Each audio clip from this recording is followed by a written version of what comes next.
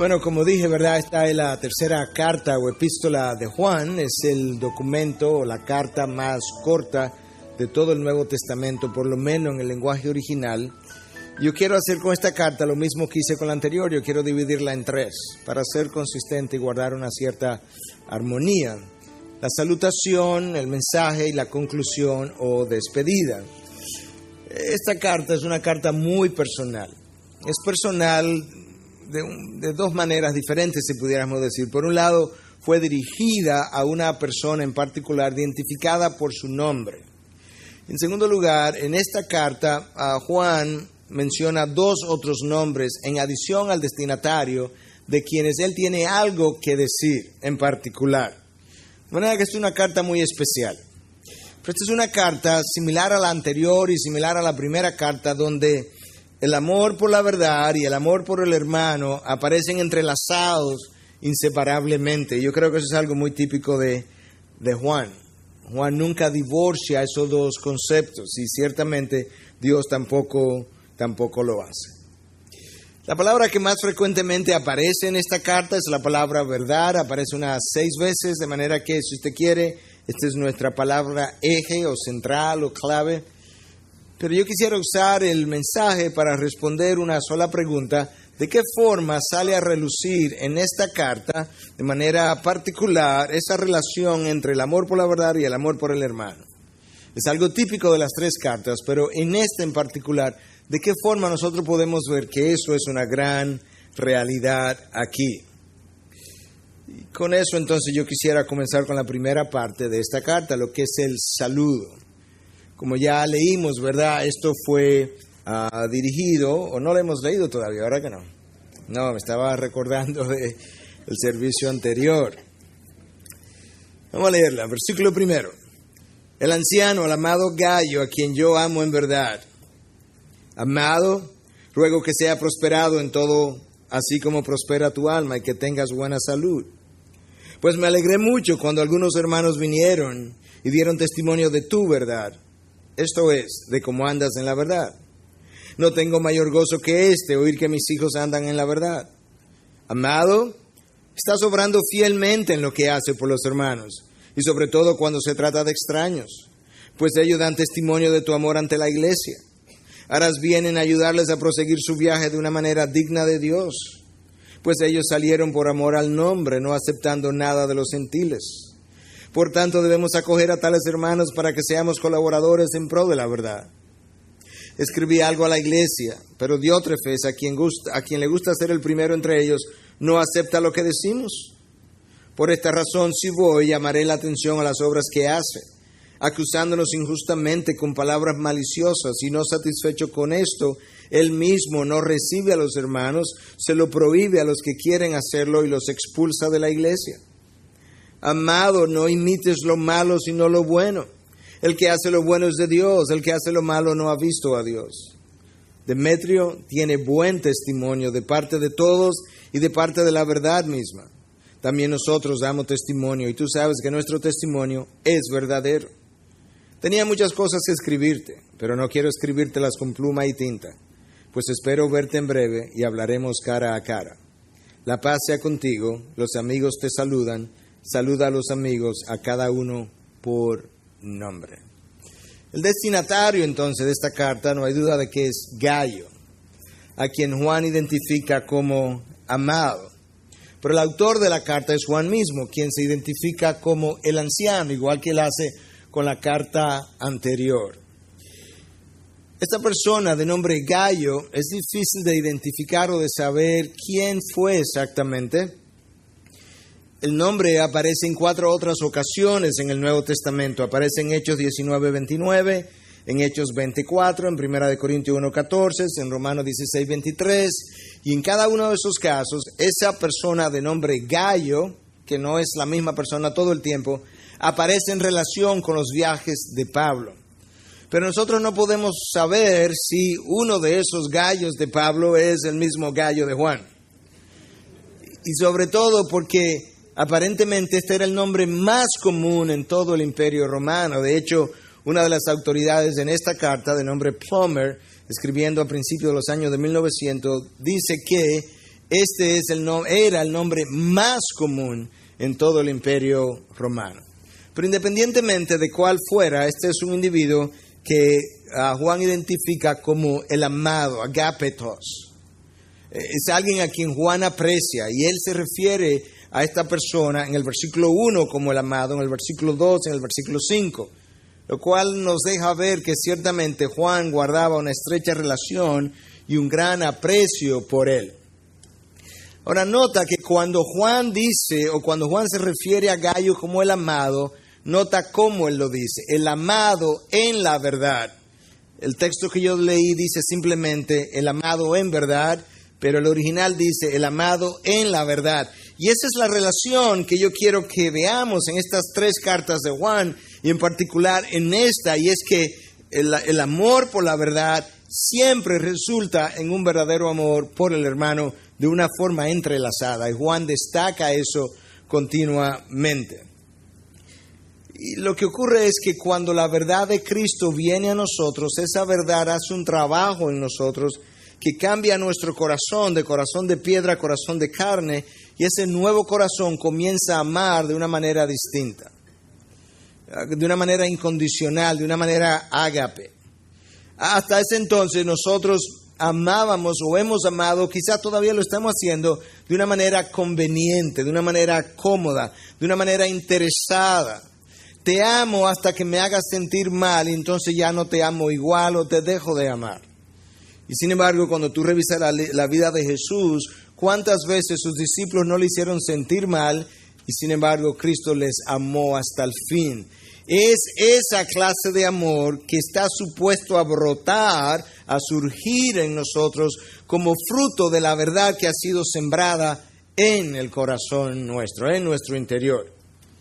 Y entonces Juan una vez pasa de llamar a Gayo el amado, le dice, ¿sabes qué? He oído que que tu alma prospera y de que caminas en la verdad, y yo no tengo ningún otro gozo mayor que el saber que mis hijos andan en la verdad. Wow, ¿te imaginas que lo mejor que Juan podía escuchar acerca de uno de sus discípulos es saber que aquella persona que tú discipulaste hace 10 años, él está todavía caminando en la verdad?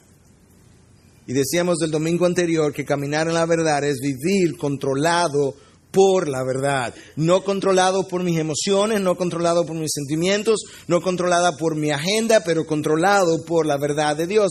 Eso es vivir en la verdad. Y Juan dice, Gayo, he oído que tú estás caminando, andando en la verdad, y yo no tengo un mayor gozo que el saber que mis discípulos permanecen en ella. Yo no sé exactamente qué Juan tenía en mente cuando él escribió esas palabras, pero he leído de varios autores que, de acuerdo a ciertos estudios y ciertas observaciones, solamente 1 de cada 10 cristianos que comienzan bien, terminan bien. Yo no sé si esa es la proporción, pero independientemente de que sea o no, la realidad es que no es la mayoría que comienza bien y termina bien, y quizás es esa una de las razones por la que Juan dice, wow, cuánto me alegro cada vez que oigo que este hijo mío todavía está en la verdad, que todavía va caminando bien por el camino de la verdad. Y eso es algo que él menciona de esa forma literal en el versículo 4. ¿Qué es lo que la verdad hace en nosotros? ¿De qué manera es que nos ayuda cuando comenzamos a amar el otro de esa manera? Yo creo que la verdad que está en ti, que es la misma verdad que está en mí, cuando yo llego a amar la verdad que mora en ti, eso es mi mejor antídoto en contra de cualquier cosa que yo quisiera hacer en contra tuya. ¿Por qué? Porque el amor que tengo, que profeso por la verdad que está en tu interior, no me permite tener celos, envidias contra ti, no me permite lujuriar contra ti. ¿Por qué? Porque amo lo que tú posees en tu interior, que Dios también ha puesto en mi interior. De manera que ese es nuestro mayor freno a nuestras pasiones. Y Juan dice, cada vez que oigo que alguien todavía está caminando en esa verdad, wow, cuánto me alegro. Ese es su saludo, esa es su introducción, su salutación. Ahora pasamos al mensaje. Amado, estás obrando fielmente en lo que hace por los hermanos y sobre todo cuando se trata de extraños, pues ellos dan testimonio de tu amor ante la iglesia. Harás bien en ayudarles a proseguir su viaje de una manera digna de Dios, pues ellos salieron por amor al nombre, no aceptando nada de los gentiles. Por tanto, debemos acoger a tales hombres para que seamos colaboradores en pro de la verdad. Juan ahora pasa a elogiar la obra de Gayo. Ya no la verdad que está en él, sino de qué forma esa verdad está manifestándose en un buen obrar. Y le dice entonces, he oído que tú cuidas de los hermanos que llegan hasta ti y tú eres hospitalario con ellos, pero incluso, Gayo, he llegado a escuchar que tu hospitalidad va más allá de aquellos a quienes tú conoces, sino que tú eres hospitalario incluso con extraños. En el original, en el griego, la palabra la palabra hospitalario es una palabra compuesta de dos vocablos e implica precisamente eso, darle la bienvenida a extraños. En el primer siglo, en el contexto del primer siglo, donde los cristianos necesitaban protección, donde no contaban con nadie, donde estaban siendo perseguidos, donde los cristianos no querían quedarse muchas veces en lo que hoy pudiera ser llamado hotel o motel de ese entonces, porque como dijimos el domingo pasado, eran sucios, estaban infectados con pulgas y piojos y demás. Como ellos no querían quedarse ahí, ellos viajaban con carta de recomendación. De manera que tú ibas de Santo Domingo, por ejemplo, a Santiago, y tú llegabas a una iglesia.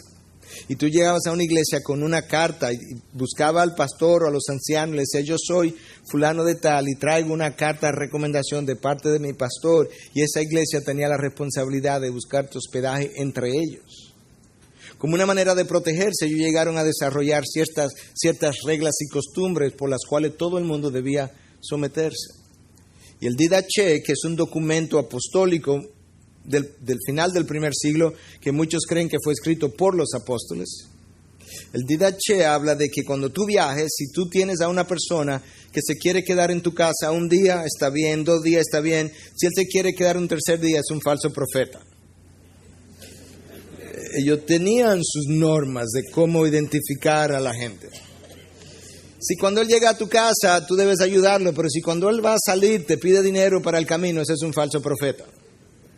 En otras palabras, hemos instruido a nuestra gente que sepa cómo comportarse y cómo puedan ser identificados. Y te das cuenta entonces que en cada generación hay costumbres, normas y demás que son seguidas como parte de su entendimiento. Pero Juan le está diciendo a Gayo, yo quiero que tú lo cuides como es digno de Dios. ¿Qué significa eso?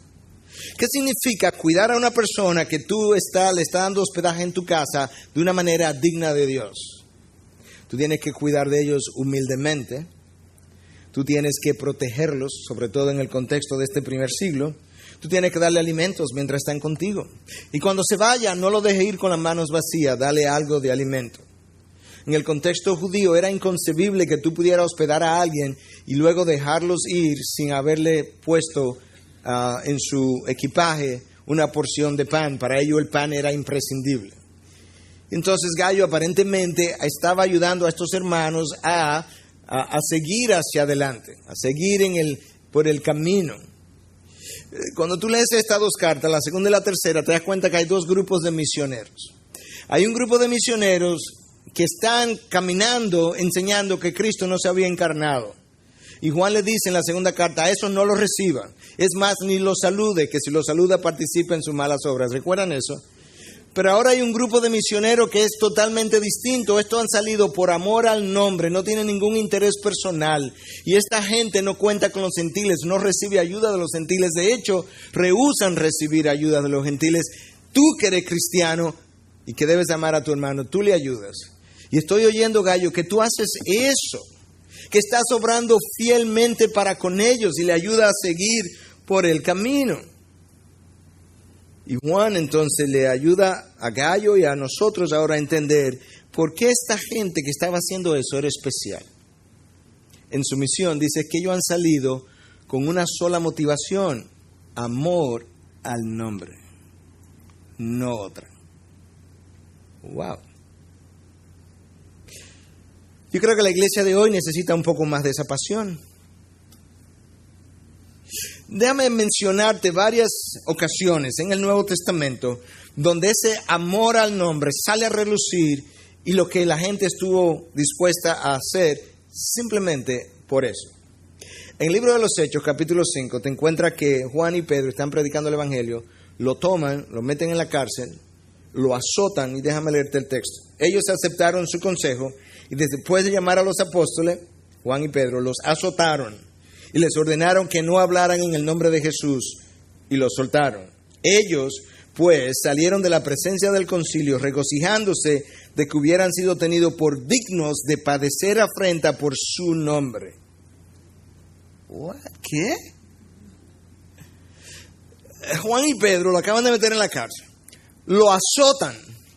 Y cuando lo azotan, lejos de quejarse porque esa paliza fue injusta, lejos de quejarse de que, tú sabes que es increíble, no hemos hecho nada malo y nos azotaron, en vez de ellos quejarse de que realmente, Dios, yo no te entiendo, yo estoy en medio de tu voluntad, yo estoy predicando el Evangelio y mira cómo esta gente nos azota, tú puedes evitar eso y no lo estás evitando. Lejos de hacer eso, Pedro se voltea donde Juan, o Juan para donde Pedro, y dice, ¡wow! Nos dieron una paliza por el nombre de Jesús. ¡Wow! Bien dada. Si ese es el problema, qué gozosos estamos de que se nos considere digno. Dios, si tú crees que somos dignos de una paliza por amor a tu nombre, gloria a ti, Dios. ¿Te das cuenta de cuál era el mindset, cuál era la forma de pensar de esta gente? Oh, si nosotros tuviéramos algo así hoy. ¿Qué cosas tú has tenido que sufrir últimamente por amor al nombre? ¿Qué cosas, qué palabras tú has tenido que escuchar de familiares inconversos, de amigos, de jefes que no entienden tu fe, que te han ridiculizado y tú has tenido que soportarlas simplemente por amor al nombre? ¿Qué cosas tú y yo estaríamos dispuestos a sacrificar en el día de mañana simplemente por amor al nombre? Yo creo que nosotros tenemos que detenernos de manera intencional y meditar sobre esas cosas, porque si yo no tomo ciertas determinaciones antes de cuando la hora de la prueba llegue, yo no lo voy a hacer. Porque yo voy a comenzar a pensar si vale la pena hacer ese sacrificio. Y yo estoy convencido por mi propia vida, por mi propia experiencia, aparte de lo que es el testimonio de la palabra, que con frecuencia Dios nos pone en bifurcaciones. Y en esa bifurcación Él nos prueba y nos dice, yo quiero saber. Tú dices que tienes un compromiso conmigo. Yo quiero saber hasta dónde tú estás dispuesto a llegar y sacrificarte y dar y dejar por amor al nombre. Y en esas pruebas, algunos nos va bien y otros no nos va tan bien. Creo que le mencioné en una ocasión, la primera vez que yo leí que el filósofo ateo Friedrich Nietzsche, quizás era un trabajólico, solamente descansaba el domingo en la tarde, se iba a montar patines, y en una ocasión tomó la decisión de jamás volver a descansar y montar patines por amor a la causa que él estaba enarbolando. Y yo digo, pero ven acá, ¿cómo es posible que ateos estén dispuestos hasta dejar el único mediodía de descanso? Que no estoy diciendo que no debiéramos descansar, eso no es lo que estoy aplaudiendo. Lo que estoy aplaudiendo es la actitud de sacrificio de hasta dónde gente que realmente no tiene propósitos eternos como nosotros sí tenemos, está dispuesta a llegar por amor al nombre, cosas que nosotros no hacemos. Como los que se entrenan para las Olimpiadas pierden sueño, pierden trabajo, pierden alimentación, dejan de comer cosas para mantener un peso en entrenamiento por 4 años, por una medalla que va a perecer. Y nosotros no somos capaces por amor al nombre de hacer la misma cosa. Cuando tú sigues leyendo en el libro de los Hechos, tú llegas al capítulo 9, es el libro que cuenta la historia de la iglesia en sus primeros 30 años. La IBI tiene 12 años, o sea que nosotros estamos escribiendo los libros de los Hechos de la IBI. Cuando se escriba ese libro en los primeros 30 años, ¿qué se va a decir de nosotros?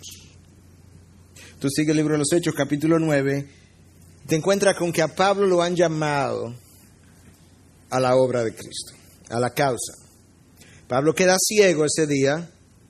Dios le revela a Ananías que Pablo está ciego, que vaya y ore por él, le ponga las manos para que recobre la vista. Ananías no quiere ir porque sabe que Pablo es un perseguidor de la iglesia. Y Dios le dice a Ananías, ve, que yo le mostraré cuánto él ha de padecer por amor a mi nombre. Imagínate que el día que tú pusiste tu fe en la persona de Jesús, en el momento que te dice, wow, gracias Dios por esta nueva vida, una voz viene del cielo y te dice, Miguel, Miguel, dime Señor, te voy a mostrar cuánto tú has de padecer por amor a mi nombre. Es como que el gozo tuyo, wow, va de, wow, que yo voy a padecer. Pues yo acabo de poner mi vida en tus manos, precisamente. Hay algo que tienes que entender, Miguel. El llamado a mi causa es un llamado al sacrificio desde el día número 1. Es un llamado a dejar desde el día número 1. ¿Y sabes qué, Miguel? Si lees la historia de mi hijo, te va a encontrar que en el día número 1, él dejó su gloria. Lo dejó todo. Dejó lo más preciado. Mi hijo no comienza sin haber renunciado a todo. Pero se nos olvida eso. Se nos olvida que aquellos de nosotros que hemos sido llamados al ministerio tenemos esa obligación de parte de Dios. Seguimos leyendo. Tuvimos en Hechos 5, Hechos 9, Hechos 15 ahora, versículo 26, hablando de Pablo y Bernabé. Se nos dice que ellos estuvieron dispuestos a arriesgar sus vidas por causa de su nombre. ¿Cuántos de nosotros? Yo no veo sin lente. Casi no oigo sin lente, pero ¿cuántos de nosotros hemos tenido la oportunidad de arriesgar nuestras vidas por el nombre de Jesús? Levantemos la mano si hay alguien aquí que ha arriesgado. En el culto anterior hubo 2 personas, de manera que hay algunos. A mí no me ha tocado. En este a nadie. Ok. Pablo y Bernabé dijeron, estamos dispuestos. Y lo hicieron. Si nosotros estuviésemos en los zapatos de Pablo y Bernabé, ¿cuál sería nuestra respuesta, nuestra motivación? ¿Has estado tú cerca de eso? ¿Qué es lo máximo? ¿Qué es lo máximo que al día de hoy Dios te ha pedido que renuncies? No vamos a preguntar eso de manera audible, pero piensa ahí un momento. Porque lo máximo que Dios Padre le pidió al Hijo que renunciara fue a su propia vida, de manera que Él murió en una cruz. Y cuando Dios nos pide renunciar a algo, y yo lo encuentre muy alto, tú mira la cruz. La contempla y dice, ¿por qué no a mí? Tú sigues leyendo, llega a Hechos 21. Pablo va camino a Jerusalén, el Señor le ha revelado a Pablo lo que le espera. Y el Señor también se lo reveló al profeta Agabo, y ahí hay 4 profetisas, hijas de Felipe, que están escuchando cuando Agabo dice que a Pablo lo van a atar en Jerusalén y que le esperan prisiones, y comienzan a llorar. Y Pablo le dice, ¿sabes qué? El Espíritu de Dios no me ha revelado nada con relación a mi ida a Jerusalén, excepto que me esperan cadenas y prisiones. Paren de llorar. Que a ustedes no le han revelado nada nuevo que yo no supiera. Y Pablo le dice entonces, ¿sabe por qué tienen que parar de llorar? Porque yo estoy dispuesto no solamente a ser atado, sino a perder mi vida por la causa. ¿Te das cuenta ahora de cuál es el tipo de llamado que nosotros tenemos? No es un llamado a la conveniencia, es un llamado al sacrificio. Gallo está haciendo esto bien. Él está dando testimonio de su fe, él está recibiendo a los hermanos, le está ayudando a continuar por el camino. Y cuando esos hermanos a quien él ha ayudado van de iglesia en iglesia, el texto dice en el versículo 6 que ellos están dando testimonio del amor que Gallo tuvo por ellos. Pregunta: Si hermanos de esta iglesia tuvieran que salir a otras iglesias, a otras provincias, y se les pidiera que vinieran al frente y dieran testimonio de qué manera los hermanos de la IBI en acciones, no en palabras, han mostrado realmente su amor para contigo, como estos hermanos estaban testificando, como Gallo lo había hecho, ¿qué dirían ellos de ti? ¿Qué dirían los hermanos? Yo sé que fulano ha demostrado el amor por los hermanos porque fulano ha hecho blanco, en favor de la causa. ¿Qué dirían? Pero se supone que ellos deben ser capaces de escribir testimonios acerca de nuestro amor por los hijos de Dios. Gallo tenía ese testimonio de parte de estos hermanos que iban de iglesia en iglesia. Ahora, contrasta ahora el testimonio que Gallo tiene a su favor con el testimonio que este otro hermano, probablemente de la misma iglesia, tiene en su contra. Juan dice, yo escribí algo a la iglesia, esta es otra carta, no personal, porque esta carta es a Gallo. Esta otra carta de la que Juan habla, él la escribió a la iglesia. Él dice, escribí algo a la iglesia, pero Diótrefes, a quien le gusta ser el primero entre ellos, no acepta lo que decimos. Por esta razón, si voy, llamaré la atención a las obras que hace, acusándonos injustamente con palabras maliciosas, y no satisfecho con esto, él mismo no recibe a los hermanos, se lo prohíbe a los que quieren hacerlo y los expulsa de la iglesia. Wow. Evidentemente hay otra carta que no la tenemos, que se perdió, escrita a la iglesia, donde de manera particular Juan le estaba dando instrucciones a Diótrefes, y Diótrefes dice, no lo voy a hacer. Y entonces, no solamente eso, sino que comenzó a acusar a Juan injustamente. Algunos postulan, es una especulación, pero algunos postulan que quizás esta carta fue rota por el mismo Diótrefes, que quizás ni se la llegó a leer a la iglesia, porque no le interesaba. Pero Juan tiene 4 acusaciones contra Diótrefes. La primera, él no acepta lo que decimos. Le hemos dado instrucciones, le hemos dado directrices y él lo rehúsa. Pero a Juan le está dando importancia a esto y le preocupa porque Juan sabe que estas actitudes tienden a deteriorarse todo el tiempo. Que es una grieta pequeña. Y esa grieta con el tiempo tiende a ensancharse y a crear entonces división en el cuerpo. Y si hay algo que nosotros vemos que el Señor ataca continuamente de manera severa, es la posibilidad de esas divisiones por el daño que su iglesia sufre. Daña el nombre de la causa, el nombre de Cristo, daña a los hermanos, daña la efectividad del evangelio que la iglesia proyecta hacia afuera, y por eso Dios es muy cuidadoso cuando tiene que ver con esto, porque esas divisiones le dan una mala reputación a lo que es su nombre. Ahora, en el mismo versículo donde Juan revela que Diótrefes no acepta lo que decimos, Juan revela la razón por la que Diótrefes no acepta lo que decimos. Juan dice, Diótrefes le gusta ser el primero entre los hermanos. ¿Cómo se llama eso?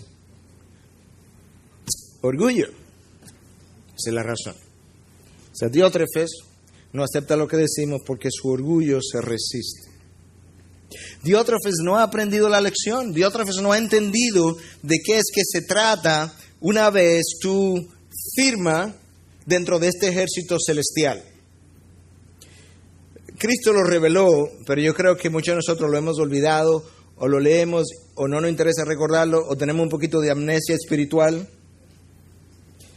Pero en Mateo 20, 25 en adelante dice, pero Jesús llamándolo junto a sí dijo, sabéis que los gobernantes de los gentiles se enseñorean de ellos y que los grandes ejercen autoridad sobre ellos. No ha de ser así entre vosotros, sino que el que quiera ser entre vosotros, quien quiera entre vosotros llegar a ser grande, será vuestro servidor. Esto es para Diótrefes ahora. El que quiera entre vosotros ser el primero, será vuestro siervo. Así como el Hijo del Hombre no vino para ser servido, sino para servir. Perdón, Diótrefes no había aprendido lo siguiente. El día que Dios nos llama a ser parte del ejército es un llamado al sacrificio, a la renuncia. Pero el día que Dios te llama a ministrar, a ser parte de su equipo ministerial, sus demandas de sacrificio aumentan por encima del resto. Hasta el punto que cuando llegas a Jesús, Él da su vida. Así es como aumentan. Cristo dijo, el Hijo del Hombre, yo no vine a ser servido. De manera que los que somos llamados a ministrar, tomamos el plato y le decimos a la congregación, ustedes se sirven primero, de lo que sea. Nosotros vamos de último. Y eso no es comida, eso es en todos los ámbitos de la vida. ¿Por qué? Porque si queremos ser primero, tenemos que ser los últimos. Y eso es una lección que Diótrefes no había aprendido y que nosotros tenemos que recordar todo el tiempo. Mientras más alta mi responsabilidad, mayor es el sacrificio y la demanda que Dios impone y la renuncia que Dios impone sobre mí. En el caso de Cristo, toda su gloria, toda su gloria renunciada por un periodo de tiempo. Porque Él tiene el llamado más alto, o tenía el llamado más alto, o lo tiene todavía. Segunda acusación de Juan contra Diótrefes. Diótrefes está allí, y palabra textual ahora, acusándonos injustamente con palabras maliciosas. Nota como Juan dice, maliciosamente. En otras palabras, Diótrefes ahora quiere hacerle daño a nosotros. Primero a los hermanos y ahora a nosotros. La palabra en el original, traducida ahí como injusto y malicioso, es fulareo, que implica chismear, hablar sin sentido, hacer daño, palabras dañinas, maliciosas. Eso es exactamente lo que aquí está. Pero ¿contra quién es que Diótrefes está diciendo eso? ¿Contra quién? Contra Juan, ¿cierto? ¿Cómo se identificó Juan al comienzo de esta carta? El anciano. Aunque déjame decirte lo que la palabra de Dios dice entonces de esa acusación contra ese anciano. 1 Timoteo 5:19. No admita acusación contra un anciano a menos de que haya 2 o 3 testigos. ¿Serio esto? ¿Por qué? ¿Porque el anciano es una persona especial? No. O sea, en sí misma él no es especial. Si tiene algo de especial, no es en él, es en la posición que representa. Cuando le haces daño al anciano, le haces daño a mi iglesia que yo compré con mi sangre. Cuando le haces daño al anciano, socava la zapata de la iglesia que sostiene el resto del edificio. Se me cae la iglesia, Diótrefes. Y esa es la razón que entonces al sostener una iglesia contra un anciano, una acusación contra un anciano, tiene que cerciorarte que es veraz si trae contigo 2 o 3 ancianos, 2 o 3 testigos, que quede claro que aquí no ha habido nada de duda ni de cuestionamiento, porque es mucho el dolor que la iglesia sufre cuando estas cosas se dan. Tercera acusación. Diótrefes no recibe a los hermanos. Pues no recibe a los hermanos. Los hermanos llegan, él rehúsa recibirlos a pesar de mis instrucciones. Recuerden, en el primer siglo esto era lo común, el dar hospedaje a los hermanos cristianos, era la costumbre de la época. Pero Diótrefes rehusó realmente ser hospitalario de esa manera. Pero peor aún, es que Diótrefes, como dicen en nuestro país, ni lava ni presta la batea. Porque él no solamente que no come, él no deja comer, porque él no da hospedaje, pero él impide que aquellos hermanos que sí quieren dar hospedaje, hospeden. Y de hecho, cuando se entera que un hermano hospedó a esas personas que estaban predicando el evangelio por amor al nombre, los expulsa de la iglesia. Diótrefes es un controlador, es un déspota. ¿Te das cuenta entonces cuánto daño este hombre estaba haciendo a la iglesia? Y Juan dice, si yo voy, yo le voy a llamar la atención. ¿Para qué tú crees, según las autoridades en estos textos, qué tú crees que en el contexto del primer siglo implicaba llamarle la atención? Porque eso es lo que Juan dice, si yo voy, le llamaré la atención. Bueno, cuando algo había afectado a la iglesia, la atención se llamaba enfrente de la misma iglesia. De manera que lo que Juan está diciendo es, yo lo voy a parar enfrente de la iglesia y yo le voy a llamar la atención, lo voy a reprender enfrente de la iglesia. Eso fue lo que Pablo hizo con Pedro. Cuando Pedro comenzó a comportarse hipócritamente, resulta que eso estaba dañando la iglesia. Y entonces Pablo, enfrente de todos, dice el libro de Gálatas, paró a Pedro y le dijo, tú eres un hipócrita. Y le explicó por qué estaba siendo hipócrita. De manera que esta era la costumbre. Si es privado, lo hacemos en privado. Cuando algo es público, tenemos que confrontarte públicamente. Y eso fue lo que Pablo hizo con Pedro. Esto es lo que Juan dice que él va a hacer si él llega allá. Y entonces, hacia el final, dice, amado, no esté copiando lo malo. Oye, como lo dice en el versículo 11, amado, no imites lo malo, sino lo bueno. El que hace lo bueno es de Dios. El que hace lo malo no ha visto a Dios. Hermano, las cosas se copian, lo malo y lo bueno. Lo malo se copia y se esparce más rápido que lo bueno. Yo ilustraba esto esta mañana. Tú siembras grama, lo que nosotros llamamos grama buena, y antes que la grama haya prendido, antes que la grama buena que tú pusiste haya cogido color, ya la hierba mala está ahí verdecita. Cuando deja de llover, tu grama buena comienza a secarse 2 o 3 días después, la hierba mala, verde, verde, verde. Es como que la sequía no es con ella. Así son las malas costumbres. Son más duraderas, se esparcen más rápido. Cuando dice, amado, eso no es de cristianos, por Dios, no imite lo malo. Imita lo bueno, lo que es de Dios, lo que a Dios le complace, lo que a Dios le honra. Deja eso. ¿Viste el testimonio de Gallo? El testimonio de Diótrefes. Escucha este otro testimonio, porque aquí hay otra persona más. Demetrio tiene un buen testimonio. ¿Quiénes hablan de Demetrio? De parte de todos y de parte de la verdad misma. También nosotros damos testimonio y tú sabes que nuestro testimonio es verdadero. Oye lo que Juan le está diciendo a Gallo, porque él está escribiendo a Gallo. Demetrio, al igual que tú, tienes un buen testimonio, no de parte de algunos, no, de parte de todos. Y dice que tiene un buen testimonio también de parte mía. Y tú sabes que yo no hablo mentira, mi testimonio es verdad. Pero lo más impresionante es que el texto dice que Demetrio tiene un testimonio bueno de parte de la verdad misma. En otras palabras, si paras a Demetrio delante de la congregación y al lado le paras la palabra y examinas a Demetrio, eso mismo pasó en el culto anterior, y examinas a Demetrio, a la luz de la palabra dice que él tiene un buen testimonio. Eso es impresionante. ¿Cómo luciría mi testimonio, el tuyo, si te paramos aquí y te ponemos la palabra al lado? Y examinamos tu vida a la luz de esta palabra.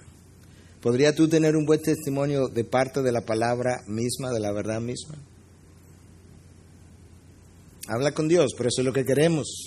Lo que queremos es un buen testimonio de parte de todos y de la verdad misma.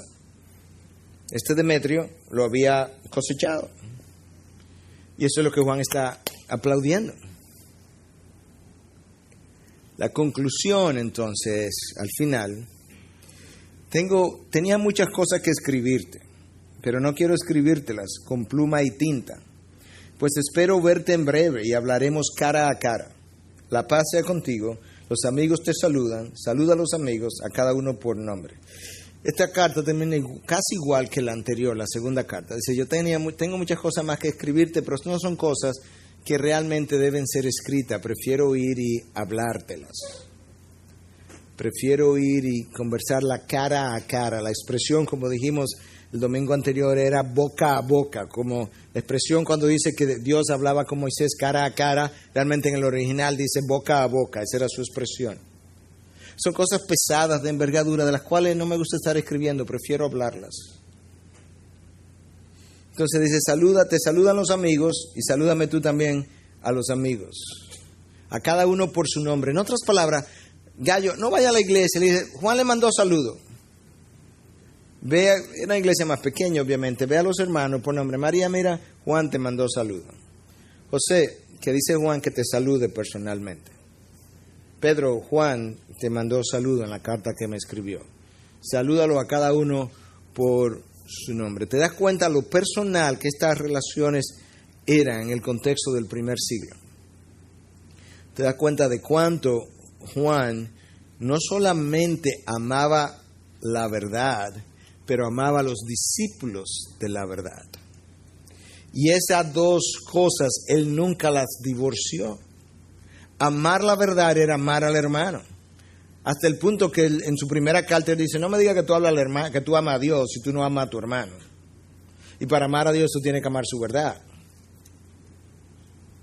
La medida en que yo traigo esta tercera carta a su conclusión, a su cierre, y traigo las 3 cartas de Juan a su cierre, yo quisiera hacer una última anotación para recordar esto que yo vengo hablando, y es que el verbo amar, agapeo o agapao en el griego, aparece 31 veces en las 3 cartas de Juan. El verbo, el nombre aparece otras tantas veces, pero el verbo amar, agapao, incondicionalmente, aparece 31 veces.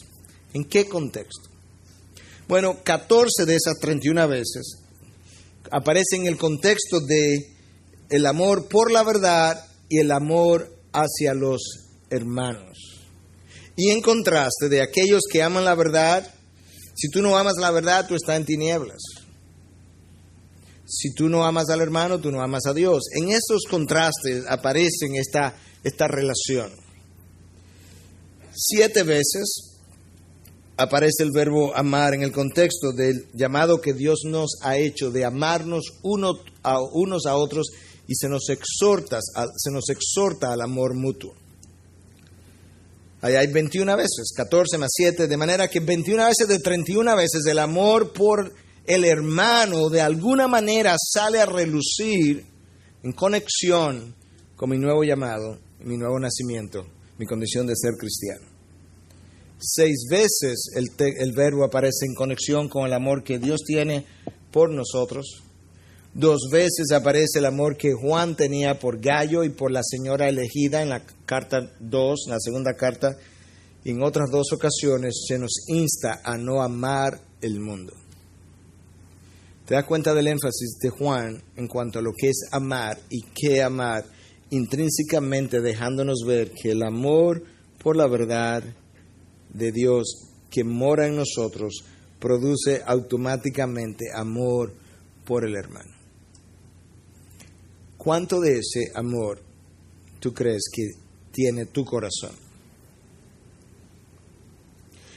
Cuando no vienes a la iglesia, ¿cuánto falta te hacen tus hermanos?